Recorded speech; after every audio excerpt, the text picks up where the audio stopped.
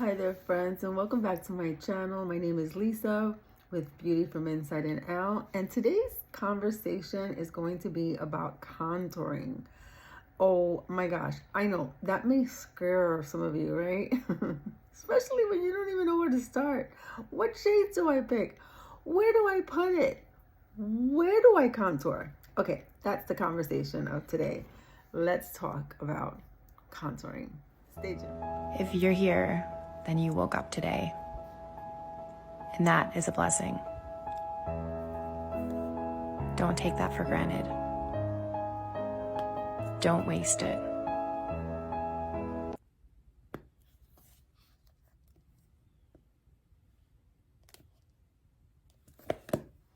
So it all makes a difference on our shade. Now, my personal opinion, I believe that when you use cream to contour, oh my gosh, that is like the jam of the jams, because you can blend and just basically have more control as far as the depth of your shadow, right? Because really contouring is just really about emphasizing shadows. Think about this for a second. Where are our shadows on our face? We have them underneath that cheekbone. We have a shadow, whether we see it or not, on our noses, right? Because the light shines directly on the top of our nose, and then we have a shadow on the sides of our nose, right? We have a shadow on our forehead. We have a shadow on our necks. We have shadows even on our eyes, right? On our eyelids. Okay, so there's so many places that we can contour. I am going to give you places that can enhance certain things as far as contouring, okay? Like I said, shades are important. It just depends on your pigment, okay? Which is kind of like where I kind of fall in as far as helping you personally on choosing the proper shadow color for your contouring, okay? And for an example, I have here six of our cream shadows, okay? Different colors. They all kind of look similar because the way they were created has a certain tone. Anything outside of what our base color is going to be, but it just depends, right? Because you can see how here is our lightest color to like our darkest color. So it depends on your pigment. So when it comes to contouring underneath the cheekbone, I believe having the right brush will help you as far as, again, placement and control. I love our detailed brush. It was created to do our contouring. And I take the brush and I angle it into and press onto that shade that I'm going to use for my cheekbone. When it comes to contouring under the where we naturally have that shadow, which is just underneath that like hairline, I like to start right at the middle of that, and you can actually feel where your cheekbone is. I know that some will say go under the cheekbone, go on the cheekbone.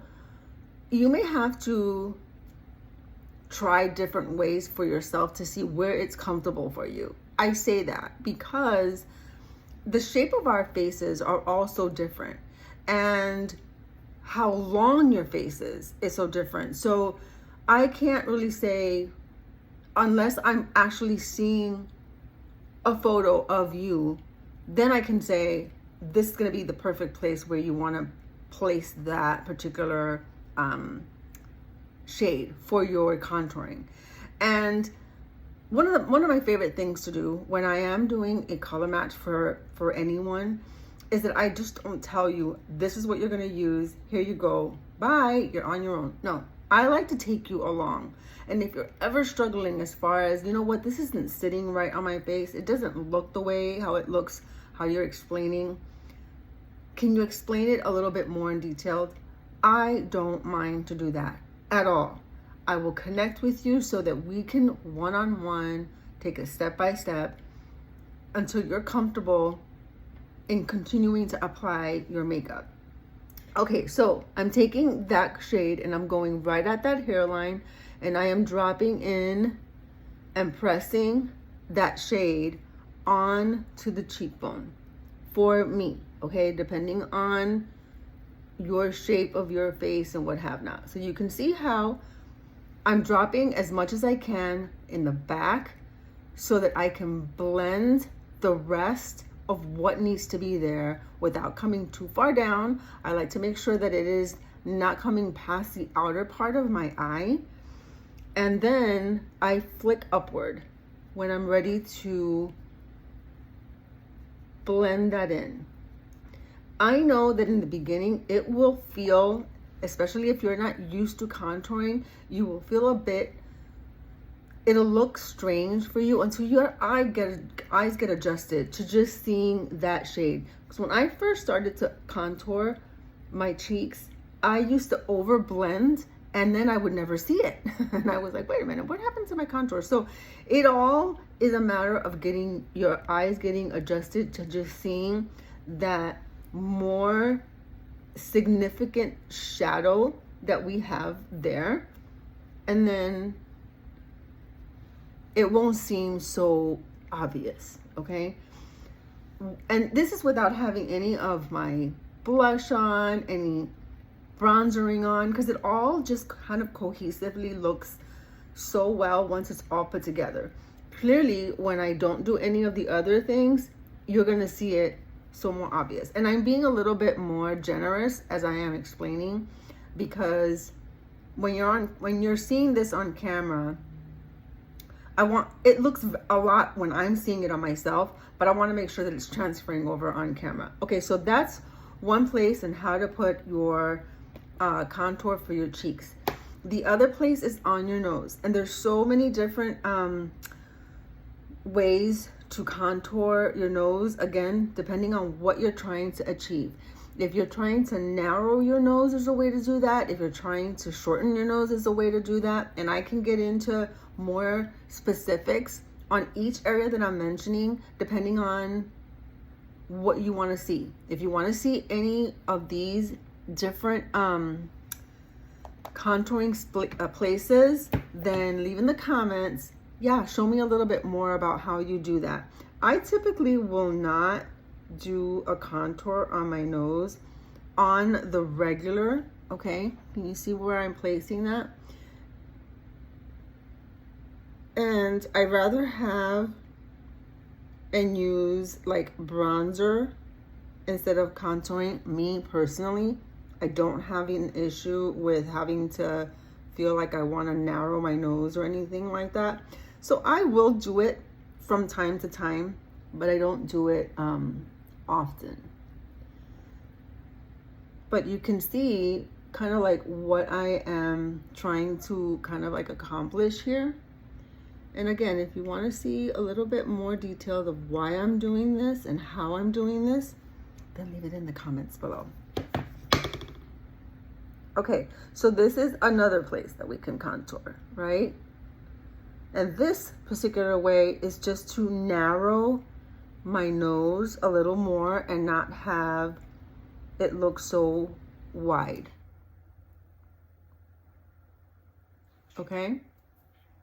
And there's more to do to have that look how I want it. But I can get into more details. If you want more information on contouring your nose, leave it in the comments and I can do another specific contouring nose video on that. The other place is our jawline. And again, that is to give the illusion of a more chiseled jaw. Okay, so here's another place.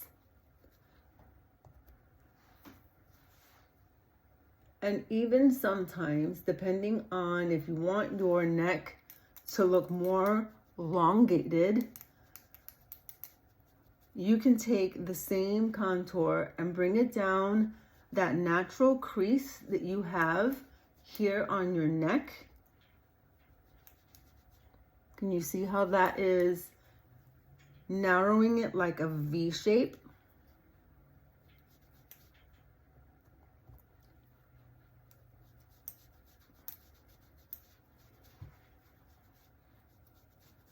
Okay, and if you have a larger forehead, some of us do. Mine's is pretty average, I think, or smaller. I have my hair pulled back.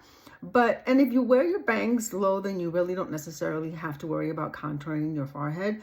But if you love to wear your hair back a lot or up a lot, and you have a larger forehead, and that can mean so many different things. Like if I put my 4 fingers across my forehead, you can see how it goes over. Like if I go here, my finger is clearly on my hair, on the hair.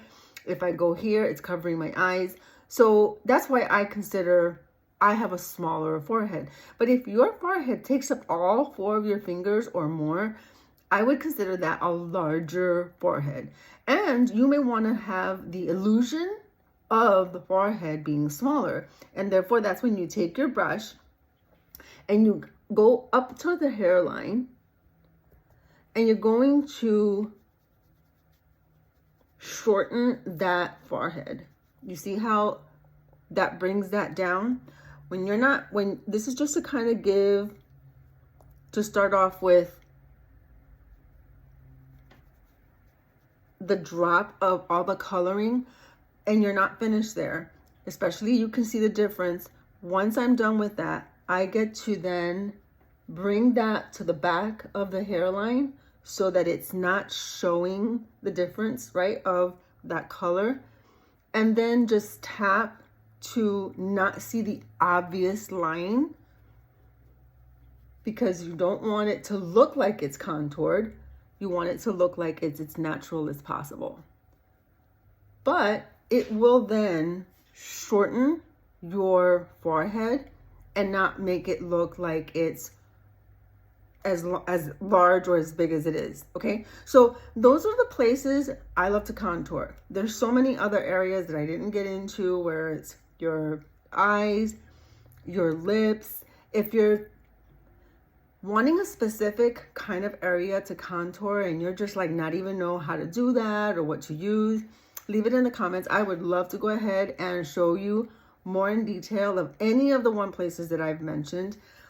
But start somewhere, because contouring can be such a difference on emphasis on those natural shadows, and it sometimes can give your face a different look. Higher cheekbones, narrow nose, elongated on your neckline. So many things. So we're leaving this video here with contouring. And if, again, you want to see any specifics on either one of the ones I've mentioned, wanting a color match so that I can share with you which is the best shade for you as far as your foundation and your contour, leave it in the comments below, or go to the link that I always provide in the descriptions for a color match, and I will get back to you as soon as possible. All right, love you so much. Thanks for watching. Please give this a like. Tell others about this channel so that you can help get the word out on makeup for mature skin and skincare. All right, until next week. Catch you later. Bye.